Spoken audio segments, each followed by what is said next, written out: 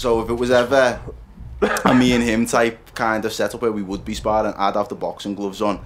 And to just be like your back garden. Yeah, he'd do the whole Greco-Roman. Yeah, so go on, I'd do the boxing You'd throw the gloves on, I'd have no gloves, but I'd be grappling. Oh, right, is that it? Straight away for me, it was just I'd take him down. Because at that point in time, there was no technique on either side. It was strength. Yeah. Swinging wildly with a pair of gloves. So yeah, it was basically see how many fucking punches I could land on him before he inevitably takes me down and chickens me out. And I'd say about 9 times out of 10 he'd take me down and chicken me out. So it's funny though, when we was kids, that's what we did. We'd recorded on camcorders, just like all our cousins would come to ours and just have it in the back garden. He was the best. You got a big family then? Yeah, on my dad's side, my dad's one of 8, and they've all got 5 kids each. Yeah, I know, it's a bit like your lot, isn't it? And everyone was just fighters, so I mean, not like professional, just went out on a weekend and had murder, but that can't. But we was all the older cousins would like fucking wind us up and provoke us and then make us fight in the back garden and think it was hilarious. So how was that growing up then? Have you got any brothers or sisters? Was it 2 sisters, one's younger, one's older. The oldest one's like a so prin. You're the middle? I'm the middle child. Okay. Oldest one's a prin, youngest one's like a mix of me and my older one. So I'm like the tomboy, she was the prin, and then the little one's like the hybrid. The happy medium, yeah. That's it. So for you then, when you grew up, was it always like a fight for like that whole like kind of girl household? No, like... because we all grew up the same dad, different mums. Okay. So everyone was in like a different part of Liverpool, to be fair. Well, my sister was one was in Ormskirk, one was in Walton, and I was in Norris Green. But yeah, it weren't like that. I was just like the black sheep of the family. I just like followed all the lads and went like playing football and boxing and just being out with them till all hours in the morning, and the girls just... From early then, so you've been around that kind of environment from early, so how did you then go to kind of first dip your toe into the martial arts side of things then? I think I was just started seniors and just got wellies everywhere in school from... What school was it? I went to secondary school down south, but I went to primary school in Norris Green. So like out of Liverpool down south? Like a place called Bournemouth. So when I was 10... That is south, that's south coast, like, isn't it? Doesn't get that's any more south. So coast. you'd imagine a 10-year-old going down south who's a Scouser. Thick south accent. Yeah, oh my God. And it was like... mobiles were just allowed to be in school and stuff, because I'm 30, so we're You're the Sony Ericsson generation, the Walkman generation. I'm like the Razor, the Razor, yeah, man. Shout out to anyone who had the Razor back in the day, by the way. Yeah, and I remember going in, and it was like if someone's phone went missing, they was coming for me, and I was like, fucking hell. So you was like suspect number 1 if anything went missing in school? Yeah, but like if you think about Bournemouth, it's quite pretentious. It's like a very... It's conservative Tory, almost, isn't it? Yeah, it's like the Southport of Liverpool. Yeah. Do you know what I mean? Just It's like proper, no offence. but yeah, I just had it straight on me from that day. Was it all girls school or was it a mix? What was the dynamic? It was an all girls school mixed with an all boys school, so we shared the yard and the sports hall.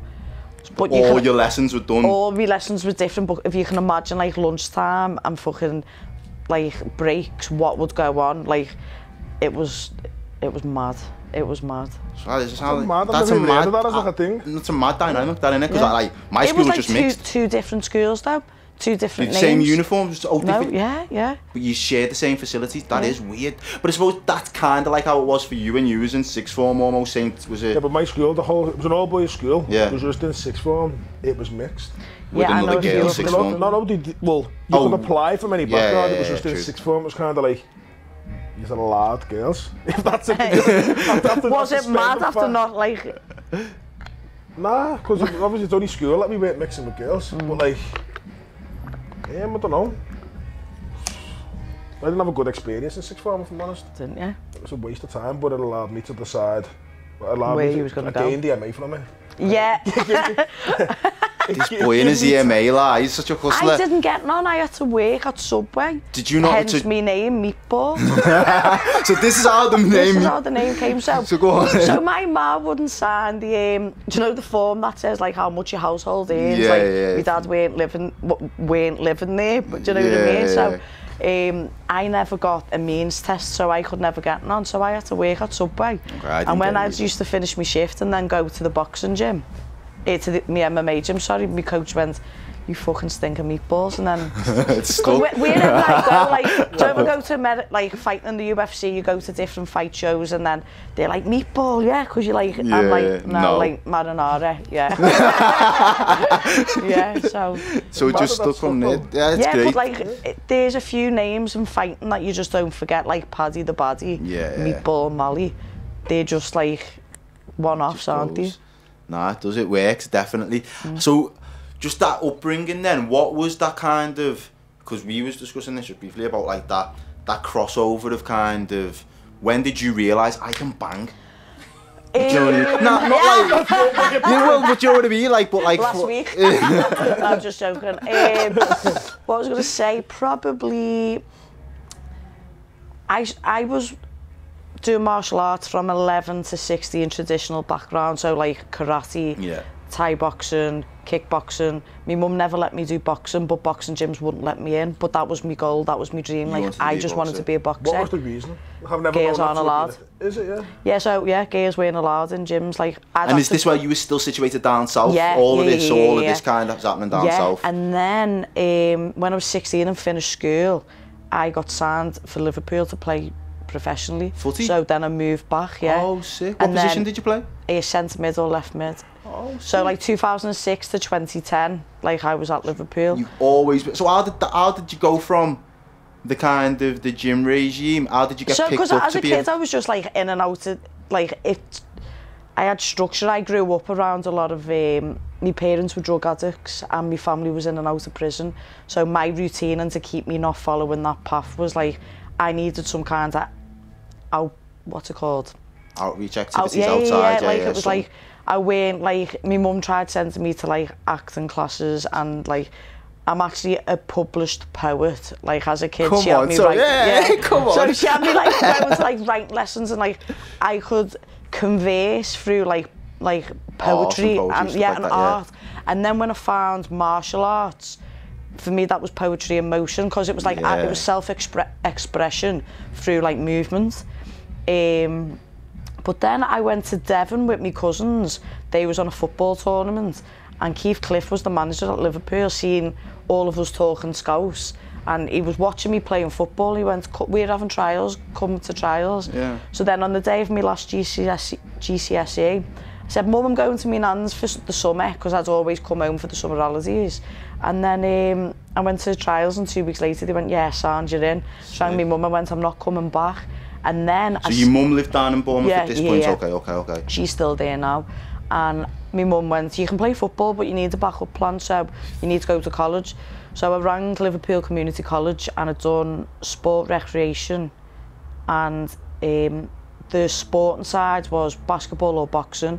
So the basketball was Toxteth Tigers, run by Henry Mooney at the time, and then the boxing was run by Kev Smith at the Golden Gloves. Okay, so then this was like a boxing club that let me in. Yeah. So I've turned up, the only girl ever to be a part of the Golden Gloves, and they were just like... making history there. Yeah, but they just accepted me like no one had before, and with the movement of the Black Lives Matter at this moment in time, I always feel like I've got such a strong connection to it because of everyone was black in the gym, and because they'd been through shit, they knew what, like, I'd been going through shit, being not allowed to take part in sport. So they was like, no girl, you can come and run with us, do you know what I mean? Then like, then they let me in. And so did that give you the confidence then? Like 100%, like I was learning. You clearly must have had the ability, if Liverpool are already touting you for tapping into your athletic ability. I always had the ability to... I was better at fighting than I was at football, but my heart was in football and not fighting. Okay. And then I was a brawler and a fighter, and I'm going to stand in front of you and fuck you. Like, that was my thing. I was just going to try and break your will. And then when I went to the gym, they was like, no. And I was like, what do you mean? They was like, that's not boxing, that's fighting, you're going to learn to box. So I got my head taken off by Marcel, so little Marcel Braithwaite, Anthony Fowler, Jazza Dickens. When I won the ABAs, and the year I won, 7 of us won from the gym. Wow. So there was like, we was like a good stock that year. And then after I finished college and I was still boxing, I went to university. And then when I was at uni, my weight category didn't get added to the Olympics. Tasha's did. So I was like, well, I'm not going to box then. So if you see me and Tash together, like boxing's about range. Yeah. And like she's about that much taller, but like got that much more range. Yeah, like I'm built quite like the same as you, like as wide as I am tall. And how do you feel about that? Well, it's short. Like we can lift good weights, lad, and explosive, but we're short, aren't we? So yeah, that's how I feel about it. So from that perspective, then it was almost I'm guessing a change in tack, right? Yeah, so it's like, all right, Olympics isn't there now. What way can I go? I've had enough of football, and I had a wild experience through uni. So I'd been like a professional athlete, got to uni, and then I'm like, oh, what's alcohol? Oh, what's medication? Oh, what's this? Like, I was like, do you remember med? Someone sent me a picture from it before as well, one back in the day, a proper throwback. Well, do you not remember on a Thursday morning when med would put the pictures online, I'd be in like lectures like, oh my, like I need to see if I'm in any of these. I don't remember last night. And like all the girls, there was like this group chat where they'd send the fucking bad pictures, or do you know, like if someone's gone with someone and then it's all in the... So, alright then, as a university now, freshman going into uni, being exposed to a lot of alcohol, obviously a lot of drugs in and around the city, how did you then at that point kind of, knowing your family's entanglements with all of that kind of stuff, how did you kind of figure, where do I fit into all this? So I remember it was just, I was making new mates, like when you're regimented as I've always been routined from the age of 11 to 20, and I knew when I didn't have routine, like in summer holidays or when pre-season was on in football, I'd go and get on the ale. Like I can really see an addictive personality in me that carries on in my family. Like an obsession runs with like what I do in training now. Do you know what I mean? So I have to be careful on about who my friends are and where I can go and who I can be around, because it's high risk situations I won't put myself in case I fail. However, when I was at uni, I was like, oh, what's this? Oh, what's that? And I just lived my best life for about 18 months. And in my second year, just before we finished, I went to Africa volunteering. Sick. And it was like that switched it on its head for me when I thought, I went to learn a bit more humility about myself and just be like, I will change the world in one way or another. And when I was out there, it just proper hit me. I just thought... Where did you go in Africa? Namibia. Okay. So I'll tell you the mad story. So I thought they're not going to understand the Scouser talking, because they don't really see white people, let alone Scousers or English-speaking people. Yeah. So I thought, what do the tribes and that relate to, and how can I talk to them without speaking? Not fighting. I went there teaching football, but I bought a ukulele, and for 6 weeks before I left, I learned like different songs. So when I got there, when they didn't really understand and I was trying to break the ice, I'd play a song and we'd all sing to each other. So you're musical as well? Then I was. What do you mean then? You never know. I took too many shots to the head. Like, I remember I just learned loads of Bob Marley, Tracy Chapman, and just like ones I knew they'd know. Do you know what I mean? And so can you hold a note? Can I shite, lad? I could just strum. But when I was out there, I had such like, I'm so sensitive, and the triggers I've got from being a kid and what I've seen growing up through and all that. Yeah. I was having like kids' parents die there and then coming to me saying like, you're me mum now and all this, and then I had to leave. And lad, I've come home and my head just fell off, and I was like, and it took me about 6 months to try and get myself back on track. And then I thought, I remember the last time I ever really went on a mad one, I was in someone's kitchen, obviously. Of course. Obviously, and I said, I thought, am I going to live off, like, I'll walk into someone's house and they go, oh, she used to play football, she used to be ABA champion. I thought, I'm not going to be here in 10 years' time, living off 2008, do you know what I mean? I thought, fuck it. So then, as I was writing my dissertation, Ronda Rousey fought Liz Carmouche. So the first ever world title fight in the UFC. I was working in Passion and on Rubber Soul with the doorman, with Danny Roberts, Chris Fishgold. And they was like, come the gym. And then the next day I went to the gym and I just had to go. And this was the Monday. And did you used to do Passion, did you say? Yeah. I used to work in Passion back in the day behind the bar, yeah, man. Like when I did sixth form, so what? This is 2009, yeah, 2009, 2010. We're slotting very much the same kind. Do you know Jade Renner? Little Jade Renner. Well, me and her we'd be like the sign girls walking around with signs in the fucking pissing down rain, giving people cards to get people in. Yeah. I was one of them. The lad, one of the guys who worked in our school at the time, he wasn't like a teacher, but he was like a like a TA or something. Yeah, kind of just for like people, you know, mentor, one of them type of guys. Yeah. And he basically said his mate owns it and runs it, but he was like, they need part-time bar staff, and I was one of the oldest in my year, so how I had heavy was 18. Well, it was one of them you'd work from 12 till 6 in the morning, and it was a heavy shift. Could you imagine what you're seeing in Liverpool at 12 till 6 in the morning? It was heavy, but go on, I'll let you carry on, yeah. So what was I saying there? I just remember like getting sent home on a night out. Yeah. And I watched that on the telly, and then I've gone to the gym on the Monday, then the Tuesday I've come into uni, and I'm going, I'm not coming back. And this is like February 24th. I finished the end of May, and then we graduate in July, and they're like, what do you fucking mean? This is third year. You're writing your dissertation. I said, just got this feeling. And there's like, what about? I was calling it UFC at the time. I didn't even know it was called MMA. Absolute schoolboy over there. I was like, I'm going to go and do that UFC, yeah. And they was like, have you done it? I was like, no. And they was like, oh no, sorry, me lecturer went, how long have you been doing it for? You've never spoke about it. I was like, my first class was yesterday. She was like, fuck off. And then honestly, a year to the day, I fought in the Echo Arena. 5 years to that day, I headlined the Echo and won a world title. And then like 6 years, like, and a couple of months after, I was the first English woman to win in the UFC. So it's just one of them, do you know when you feel it? How heavy is that? That's boss. There's a few people back then who were doubting it. Oh, do you know, like, I was in a relationship. Is this what you was going to say? Yeah, I was in a relationship at the time, and they went, oh, your family is embarrassed of you, it's disgusting, blah, blah, blah. I was like, see you later. I bet the same people have flipped. Oh my God, I've got messages on my fucking phone.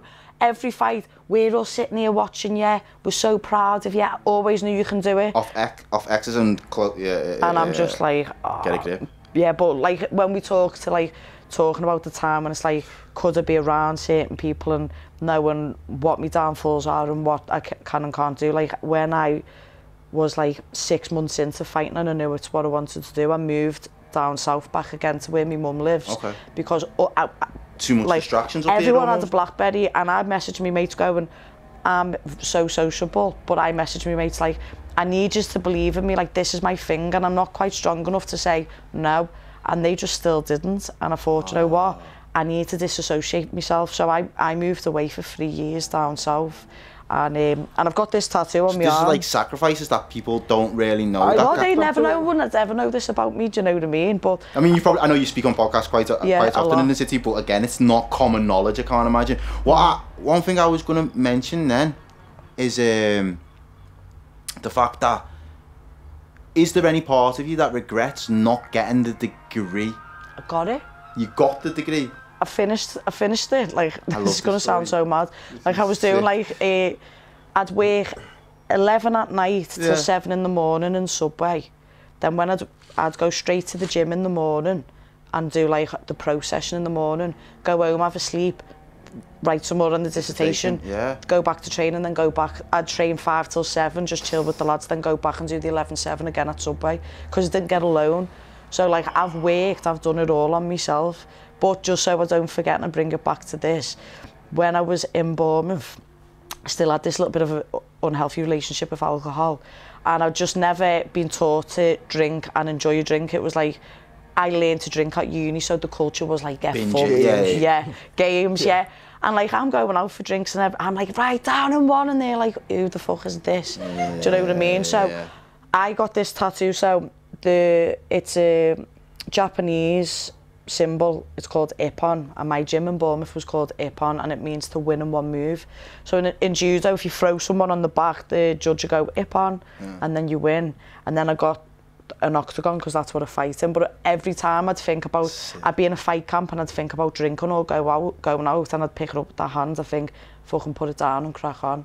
Like, you've got a different purpose now. And when I left Bournemouth about 4 years ago, I moved back to Liverpool. All those friends who I weren't strong enough to be around, like I am now, but they're all the ones who have never missed a fight either. So you'll know with your Tash, and like everyone who sells tickets to fight, that's really how you make your money when you're on the come up. But every fucking one of them will come to every fight still. Do you know what I mean? But yeah, that's boss. Yeah. How? All right then. If it was to flip it on its head, how have you had that mentality? How has that affected you watching the rest of Liverpool in that same space of time? Have you been impressed by what you've seen, or is there that kind of... I don't pass judgment on anyone because I've not walked a day in their shoes. And what means something to me won't mean something to someone else. Like, I'm into crystals and spirituality. Sick. And people that I roll with really aren't, and will take the piss out of me, but that's more of a reflection on them, not me. Yeah, like, fully. I've grown up. I had to come away from the madness, come back to the madness, and now I'm cool. And like I was just saying to you, like, since my last fight, I've like been out drinking all the time. However, it's not being like house parties and nights out. It's like I've trained every day still, gone for food, then had a few drinks, then gone home. Do you know what I mean? Like my association with it's changed a little bit, but it's nice to know that, I don't know, I'm proud of the city that we're from. 100%. But sometimes... Do you not think some people have like stood still though, in the sense that like you've obviously, because there's that point in time where you've obviously went over to Africa and that has been a learning experience, but had you not potentially went over to Africa, that could have been like the crossroads moment for you ultimately. Like 100%. Like... And I don't know whether enough people, and it might not just be reserved for Liverpool, I've seen something before where someone says, I don't know what it is, and I'll probably get it wrong, but the world is like a book. If you only stay in the one place, you only read the one page. Chapter, you know what I mean? Yeah. So it's kind of like, then you've obviously taken yourself somewhere else. Africa's that new experience. Yeah, I've been so lucky enough to be able to play. Imagine like all the different disciplines I've learned in fighting, all the different sports teams that I've played for, and the countries I've travelled whilst doing that. Yeah. My mum's brought me up like understanding everyone else's culture, and she works from the 12-step programme in NA and AA. Okay. So like I've just been brought up to understand like conversation and expressing myself, and I'm just so lucky enough that I've been able to do that. But I always knew from the age of 16 every summer I always went to a different country to work, so it's just never been in me to just be average. And I just thought, like, why am I here? Because I'm not here to be mediocre. I'm here to fucking change. Like, I'm one of, it said the top 25 most influential women to ever come from Liverpool. I was on the list. I was like, fuck it, I'm like with Rebecca Ferguson on the list. I was like, yes, Rebecca. But now there's that, you've got to own that now though, haven't you? Ultimately, I mean, like, I don't sit and smell the flowers, so if someone puts all my achievements and like my acknowledgements there, like, I never say, oh, I'm Molly, I fight in the UFC. If someone asks me what you do, I say, oh, I'm a PT in the gym, because I just don't like the conversation, because I don't like compliments that way, do you know what I mean? Because I think, oh, you're just kissing ass now, but like, it's just easy to not have that conversation, but it does creep up quite. So what was you saying as well before about that whole... About people's attitudes? Yeah. So going back more, where you said about the people who kind of didn't get you at the start, or they wouldn't back you or respect kind of where you were at. So for me, I feel like there's a lot to be said for where you said you've taken yourself away from a situation, because it's something we spoke, like I said, I do it myself, you do it yourself, at the minute even. Basically, yeah, just going back to how people's attitudes have changed, because I feel like people are very fickle. So even at the minute, I feel people will back you when you're doing good, but people's attitudes will change based on whether you're winning or if, say, you've lost the fight. People kind of don't want to be a part of it, or they kind of step back. I feel like that's a very commonplace thing. At the lower end of my career, I lost my second professional fight. I flew to Brazil on my own just to take this fight, because if I won it, I would have been in a tournament for a world title. Okay. So I thought, fuck it, I'll just go on my own. When I lost then, like, there was no one on the phone, do you know what I mean? However, was that your lot? For you, was that a personal? It was a personal low. The worst low I ever had was losing my UFC debut. However, I lost 4 weeks ago, and I had more I've had more people be on my case now than I ever have on a win. And for me, like, when I first lost in the UFC, I struggled big time with like the trolling, the way that people were speaking to me, exactly what you're saying now. Like, I was like, how the fuck can someone tell me to go and kill myself, or like... Is that the kind of things people... Wow. Oh, listen, I get like, I'd get homophobic abuse about me fighting style. People abusing my family. And these are probably people that have never had a fight in No, themselves. listen, I only found their IP address and found where they lived, and I was like, I will come. See, bears are different when it comes to this stalking shit, you know? Like, no, and like, she can take heads off, bro. Yeah. Like, you don't want to say the wrong thing. No, but I just thought, I'm not governed by the FA.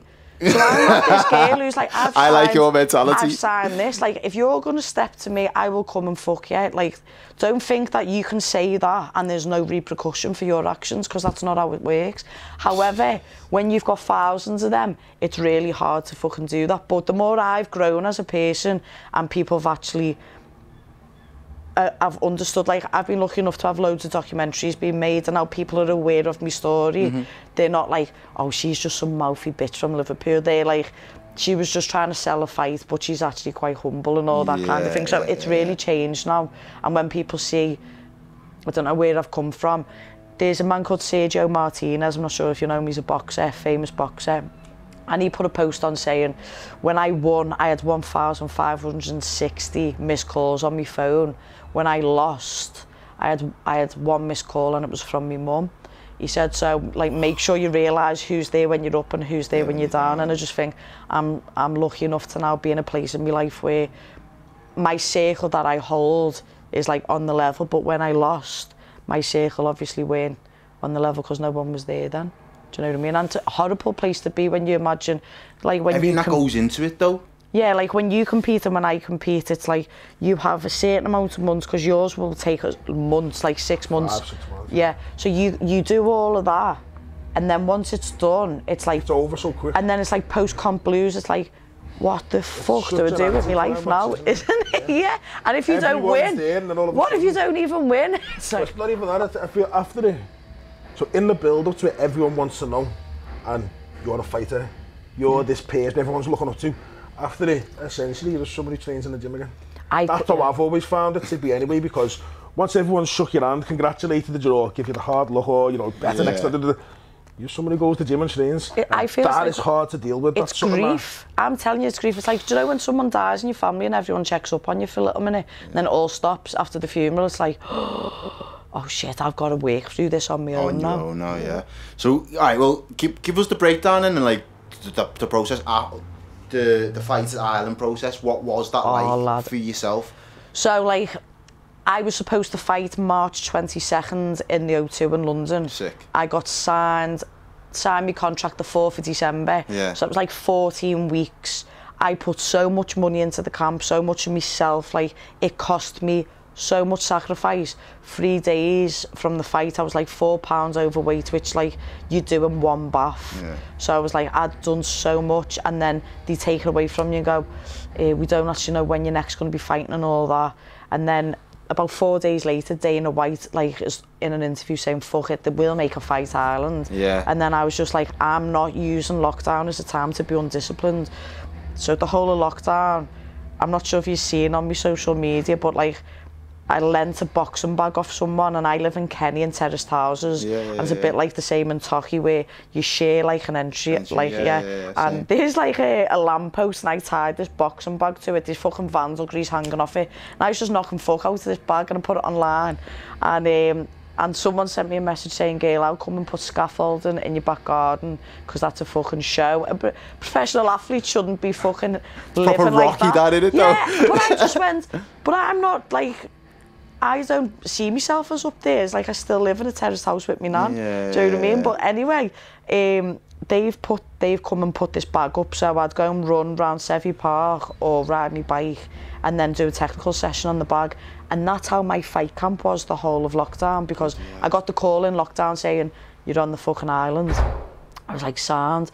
And then that was it. It was like Rocky training. It was like the last 3 weeks I was allowed in the gym to spar. Yeah. And then it was scared, because I was like, I'm not even allowed to train with people because the corona hysteria was just fucking next level.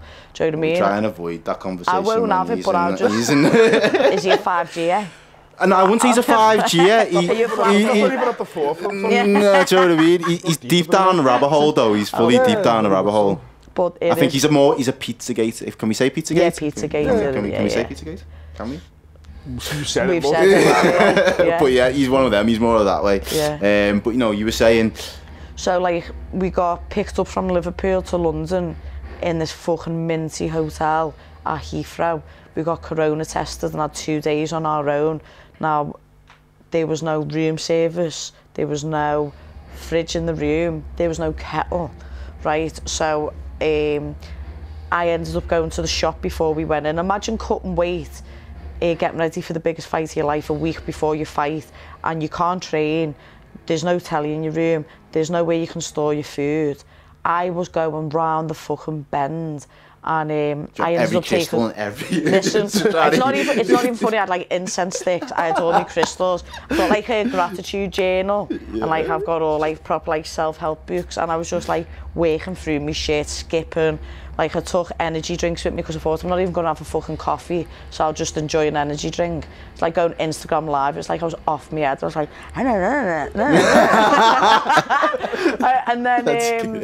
then what did they do? And then when we was all negative, and then they picked us up. We didn't even have to go through like customs or nothing. Straight round the back into Etihad's like business class. I didn't even go through nothing, like no metal detector, nothing, straight onto the aeroplane. Like I'm recording it all because it's like, this is a moment in time I'll never forget. There's a handful. Many people get to I was going to say, there's a handful of people in the world that will have ever had that. I might never get to do something. There was like 60 fighters got to do it. Yeah.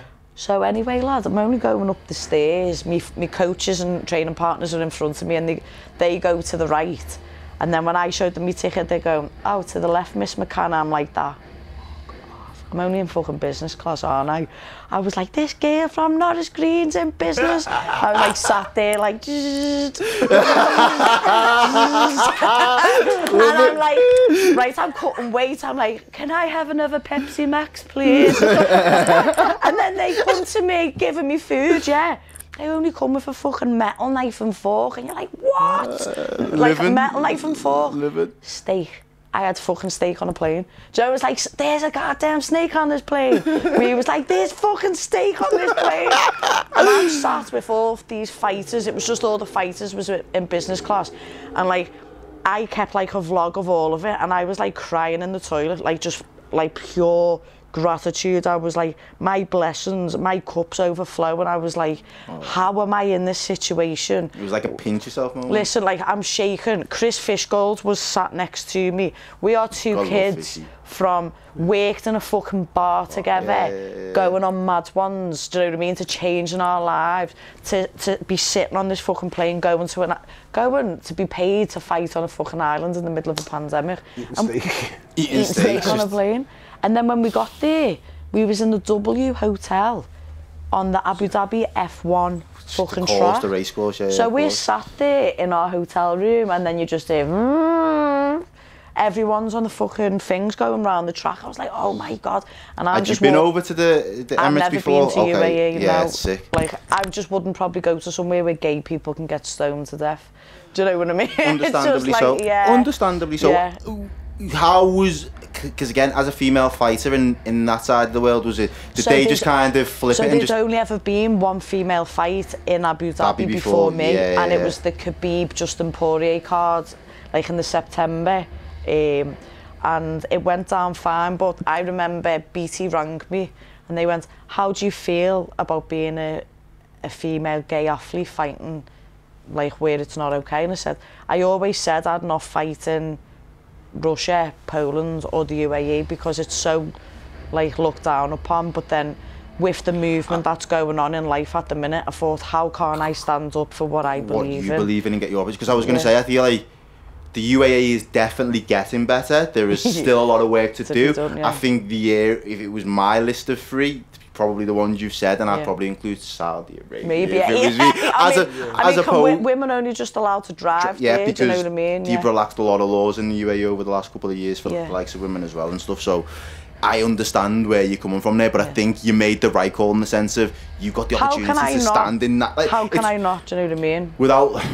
I'd have had to have done it like a fuck you. Yeah, well, with that, doing it because I can. Is it a Jesse James moment where he goes to the Olympics and is it the Olympics and before World War II, and he has that moment where like you wouldn't normally want to see a black person run a race, but I'm the fastest black person alive, and I'm gonna fucking do it kind of thing. It's almost, it has similarities to that kind of moment, like, and I think if you looked in 20, 30 years, it might look very, very reminiscent of that. Yeah, I was the first gay athlete to fight in the UAE. Do you know what I mean? And just what I thought was like, I had because it was Gay Pride Month as well when I was there, and I had like these Calvin Klein shorts that had a little flag on, and it was like, the UFC was like, you cannot take that, and I was like, and all my pictures, I was like, it's on my back.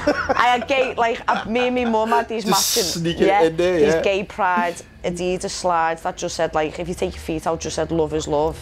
Do you know what I mean? And it's just like, there's just too much oppression and too much just shit going on, and it's just like, fucking leave it out, man. One life, one love. Do you know what I mean? Like, through fighting and through MMA, like, that's how I was comfortable in coming out, because we are one, and that's the message that's carried on through what we do.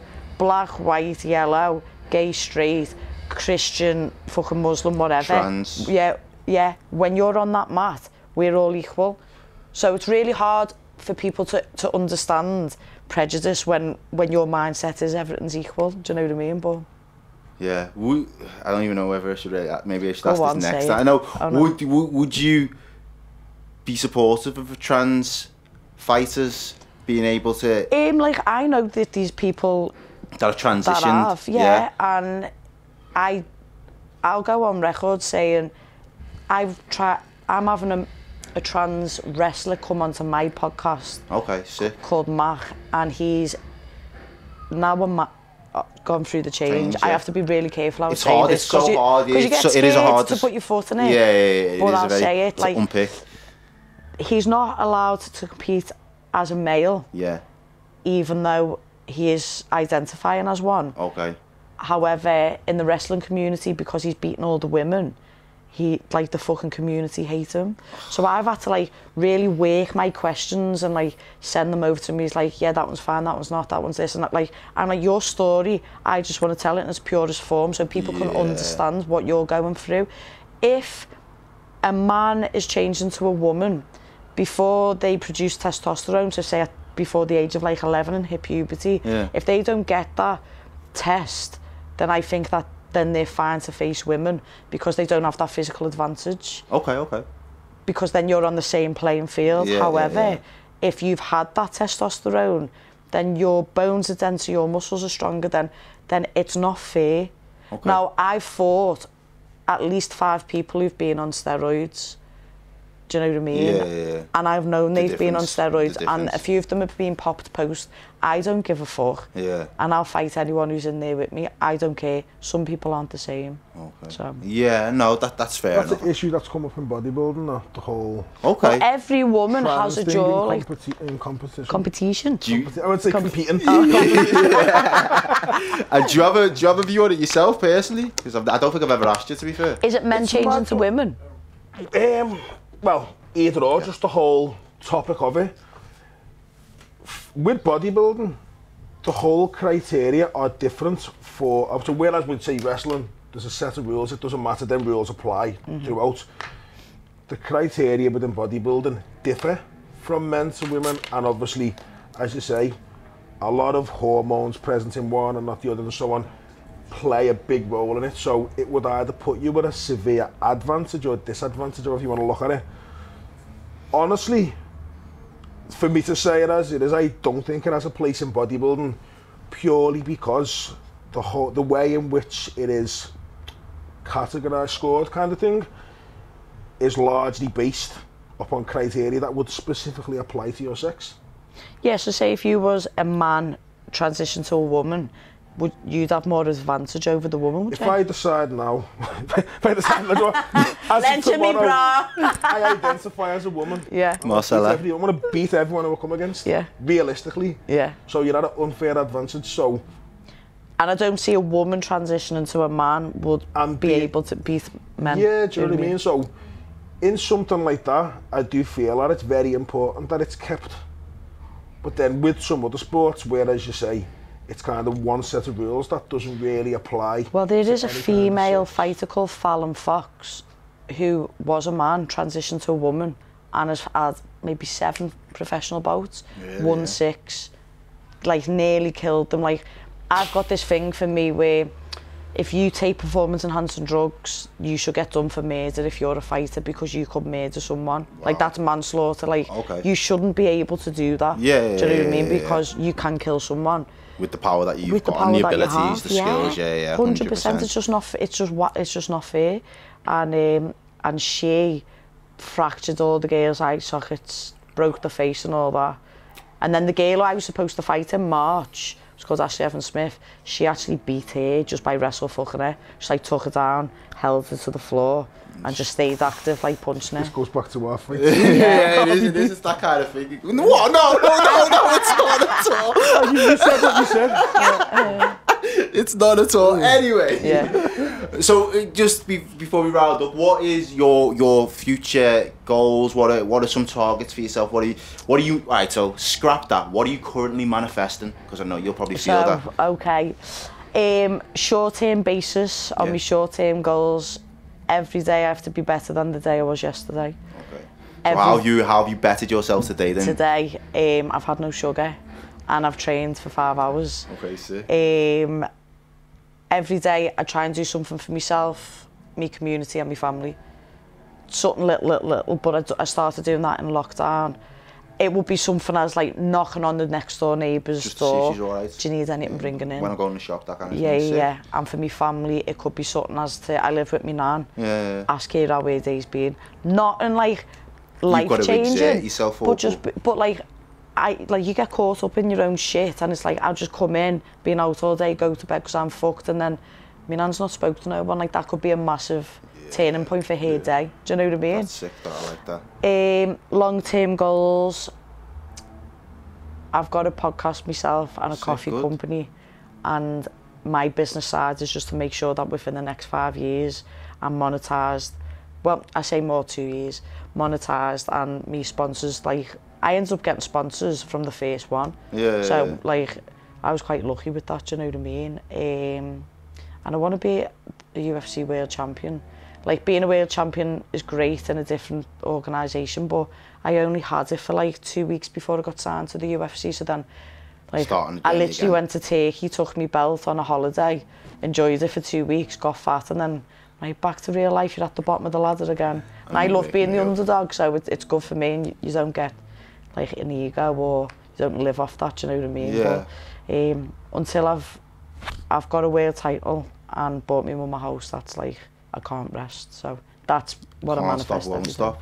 That's the one. One of them vibes. Okay, so lastly then, for you young girls in the city, what would your advice be for them specifically in terms of how they can get into sport and just kind of giving it a go? What kind of guidance or advice would you offer them? I think Instagram is so like easily acceptable, accessible. Yeah. Just understand what you think you want to be involved in. Okay. Is it like sport in terms of team sport, or something you're going to do on your own, like martial art, or is it CrossFit, or is it dance, or is it whatever? Then I just look at clubs by yourself. Like, I just googled MMA gym Liverpool. Yeah. My gym was there, I emailed them, started the gym the next day. Like, that's how easy it is. And growth doesn't come from comfort zones. Bang. Yeah. Bang. Mic drop. Yeah. I love that. Right, well, guys, I'm happy to kind of, we've touched on quite a bit. And I think I need another shower because I am sweating. It's a hot day in the studio, it's a hot evening, it's probably one of the hottest days of the year, to be fair. But we've still been down to bring you another episode of the group chat. So, Molly, Meatball. That's all I go by, do you know, like the kids round by ours or anyway, yes, the meatball, or yes, the meaty. I'm like, it's Mal. I'm just joking. But no, thank you very much for coming down. Hopefully, again, I'd like to think you could come down and sit with us and share your journey. When I win the next one. Yeah, well, whenever, just keep sharing the journey with us, keep letting us know how you're getting on. Yeah. very interested to see how you do get on. Got the fingers crossed for you. I can imagine the way you've just told the last 5 years. I can imagine the next 5 years you are going to hit some serious goals, so we look forward to seeing them. Again, Marcel, what are you saying, bro? Let's go and have a chicken breast. We do more food, yeah? You's probably are. You dieting, aren't you? So it gets like that. It gets like that. But and if you're bored, you can listen to Coffee with a Chance of Meatballs. That's my podcast. Okay, sick. That's a nice plug. So yeah. No. That's a nice plug. So coffee. Yeah. So if you do get bored of this content, head straight over to now. Where can we find it? Though? iTunes, Spotify, and YouTube. Me Meatball channels. My YouTube channels. Meatball Molly. Me only fans. Jokes. On that note, go on. Signing out, Marcel and Errol. Thank you for watching the group chat.